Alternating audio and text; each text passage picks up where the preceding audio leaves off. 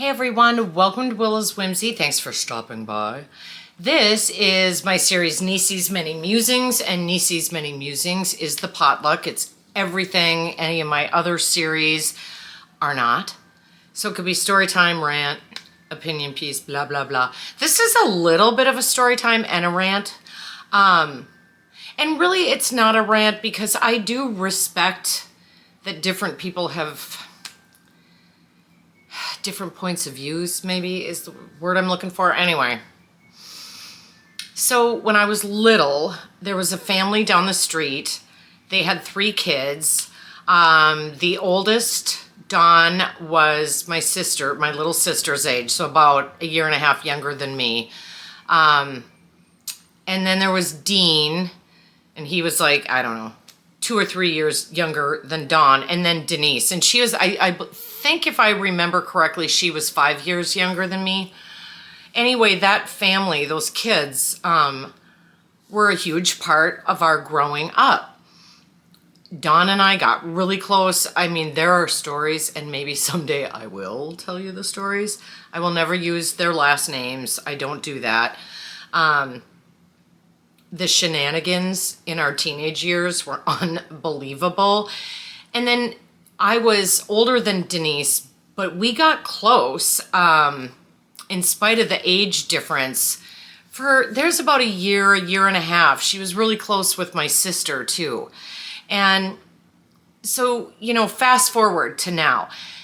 Years go by, right? And haven't seen them, haven't talked to them, and I loved their parents too. Now, their parents were divorced, and I won't go into that story, but their mom lived in the home on the block we lived on for quite a while, and then the dad decided he either wanted her to pay him her part of the house or he would take over the house. And so he ended up taking the house, so the kids lived with him at that point. Anyway, I loved them so much, and I found Denise about, I want to say 2 years ago now. Time flies, man. On Facebook, and I was shocked that I found her. I really was. They're very, very private, and that's okay. Totally okay. I reached out to her, and I did a friend request. She accepted it. She's got a beautiful family. That's all I'm going to say. Again, no identifying information other than her first name. And we were trying to set something up for like a 3-way call with my sister and I and her. And then I created a new Facebook page, and I still have the old one. There were a lot of different reasons for that. But anyway, I don't remember if I friend requested her or not from the new Facebook page, but to get to the whole point of all of this, because I have another quick thing I have to tell you after I tell you about her. So anyway, I went to her Facebook page from my old Facebook page, and she had written on there quite a while ago now, please don't accept a new friend request from me. Apparently I've been hacked, and there's been nothing on her Facebook since then. I texted her, I guess it was about a week and a half ago, and said, hey, I'm so sorry. I know we've been out of touch. You know, Mom passed away, and then we moved, and it's kind of been one thing after another. And I said, Stacy and I would still love to talk to you. And nothing. No response. Nothing. So hold that thought, and let's go to the other person. So also growing up, I was very close to 3 specific people. So Lisa is my best friend. We, I think, knew each other before we met. And when our eyes met that first time, it was like we were 2 half souls, and when our eyes met, we became one. And there's nothing romantic about it, like best friends and shenanigans and the stories I could tell you. And that family was my second family. And I want to do a video with Lisa someday, and I do try to be very respectful of her privacy. Not that she wants it, but you know what I mean. And not to tell stories about certain things that they're just sad memories or hard memories or whatever. But what I can tell you is I loved her family. And so, and we're still like this. Like we're going on a 49-year friendship, which is nothing short of amazing. A lot of people don't get that. Anyway, so she and I hung out. Then I had another two friends, and we were kind of like the Three Musketeers. So there was Kirsten, and I actually met Kirsten before I met Lisa, but I became friends with Kirsten I think in third grade, and Lisa and I hung out the first time in second grade. So anyway, Becky was the third girl. So we were all in the same neighborhood. So Becky, Kirsten, and I hung out a lot. And again, this video is not to go into the stories, but they were my childhood. They were my besties. Now, Lisa didn't really hang out with Becky, but her and Kirsten had a friendship too. And so Kirsten and I and Lisa would oftentimes have shenanigans together. How long do I have? Okay. I try to keep these at about 15 minutes. If you're following all of that, let's fast forward to now. Where are we now? So I just told you, Denise hasn't responded. I maintained somewhat of a connection to Becky until I was mid-20s, maybe even 30, because I know she brought me some clothes for my daughter when my daughter was born. I have two daughters, so I don't remember which one she brought the clothes for. Anyway, she had a younger sister, Michelle, Michelle and I were really close in high school. All this, I know it kind of overlaps. And it's like, what? Anyway, but Kirsten and Becky were like this, through junior high, through high school, after high school, into getting married and having children and all this kind of stuff. And then one day, Becky just ghosted Kirsten. And I ended up running into her. So I had a full-time job and I needed a second job, part-time gig. And so I was working at a liquor store that was by my work. Well, it happens to be a liquor store that is by where Becky lived. So she had come in and we hadn't seen each other in years. And that's when I found out her dad had passed away. Her parents too, you guys. Oh my God, I can't tell you what these people meant to me. And for me, I'm very attached to the past and my memories of the past. And so Kirsten ended up going to the funeral, and Becky had ghosted her at this point. And it had been, I think, a number of years. And Becky didn't want Kirsten at the funeral. And it ended up, I felt bad for everybody involved. And I spoke to Becky once or twice after that, and then she ghosted me. And so here's what I'm bothered about. I am not friends with her on Facebook, but I'm friends with her brother on my old Facebook page. I found out their mother died. They had a funeral for her, or a service or whatever, I think much after the fact, or maybe they had a service, but then later they laid her to rest kind of thing. And I ran into someone from the neighborhood who told me this, and I was like, oh my, Mickey's gone,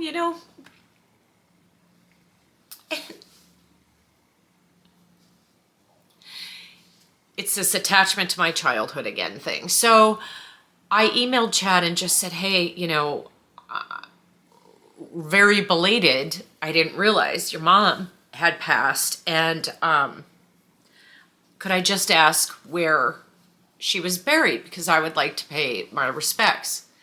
He saw the message and he never responded. Now, a couple things we're going to go over. I'm just going to turn the timer off. Maybe I won't. We got 3 minutes. We got 5 minutes actually. I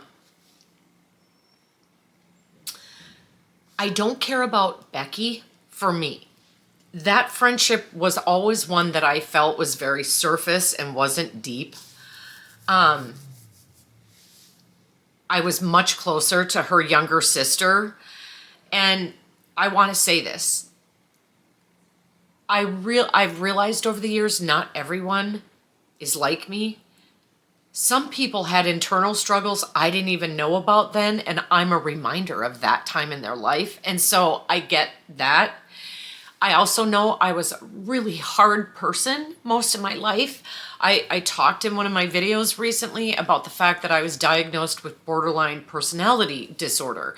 And the main symptoms of that are self-sabotage, big, huge emotions, and I ran on anger for a lot of years. And, the self-sabotage piece with the drinking, first I'm sober, then I'm not, then I'm sober, then I'm not, then I'm on drugs, then I'm not, then back and forth and back and forth. And I'm sure that they were like, her and her sister were like, I think some people judge me, and it's okay if they do. Some people don't want to reconnect. And I did a friends and family video, which is still up with Kirsten, and I did kind of diss Becky. I found myself wanting to do that on this video, so I had to wait about a week after seeing that Chad had seen the message but not responded. I had to wait because I would have posted a video saying not nice things,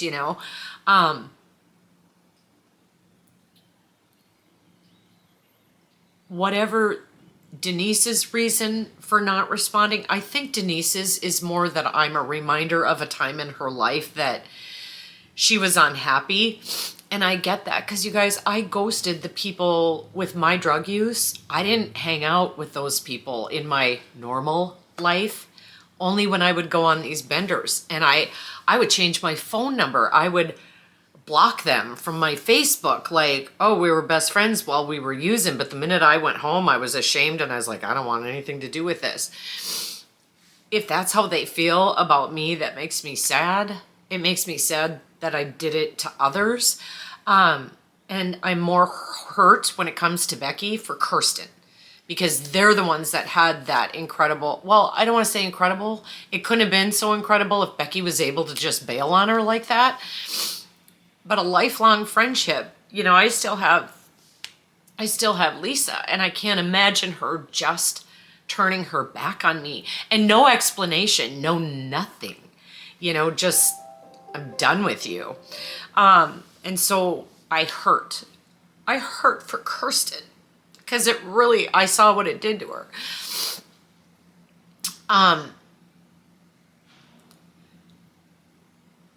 How people feel about me is none of my business. How people feel about you is none of your business. That's a bitter pill to swallow sometimes. It's not. And part of the big emotion thing with me is shame. Oh my God, shame. I lived in shame my whole life, even when I was that kid who was friends with Becky, who was friends with Denise and her siblings. Shame, shame, shame. And some of them saw me at my worst, once we passed into adulthood and, with my drinking or my drug use or the back and forth of it, sober, not sober, all of it. Like I said, getting that diagnosis for me was huge because it finally answered the why. And in this case, there's therapy that really, really, really helps and is helping me. So it just hurt. So it's none of our business, right? What anybody thinks about us, it's not. It's not, because you know what? It's not my job to change how you think about me. However you think about me is on you. And there are very few people in my life now that I'm invested in deeply enough to want to try to contact and say, can we fix this? Because what I have realized is everything happens for a reason, and they live very different lives from me. And I'm not saying they're not good lives. I'm not saying they're not upstanding citizen lives, I'm not saying any of that.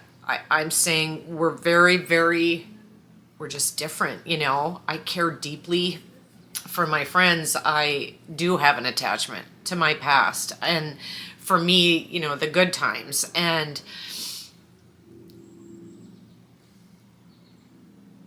I have to love myself. And after I really started thinking about all of this, I was like, so what if they're judging me? And that's part of the borderline personality too, is I assume it's all about me, everything. I could be walking in Target, some guy could sneeze and you know, you go, achoo, and you got a face, you know, like this, like, and he could look at me and I'd be like, what's he looking at?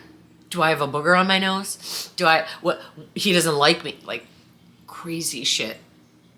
And so this just brought up a lot. So, you know, I think that instead of being hurt, it's okay. I think you have to name your feelings. All of this hurts my feelings, but it's more, it's based deeper in insecurity. And that's the piece I have to look at. Why am I insecure? I like who I am. I've worked really hard to get to where I am, to be who I am. And my circle of friends, you guys, I could go anywhere and I'd know someone. I'm not saying they were all my friends. Some were acquaintances, fair weather friends. I had tons of those. Using friends. Everywhere I went, it was guaranteed I would run into someone I knew. I'm not like that anymore. I have probably about, I'd say 10 people in my life that I really, well, I'd say 5 that I'm super close to. My sister, of course, Lisa, my daughters, and then there's about 5 others. So I have a friend named Dawn, I have a friend named Jeannie, I have a friend Mary. Like, there are other people that I love. I just don't see those people as often. But I know I could count on them for anything. And that's what matters. We only have today. Yesterday's gone. Tomorrow's a dream. We have today. And so I just wanted to talk about that. And I don't know if I made any sense, you know? It hurt my feelings. Well.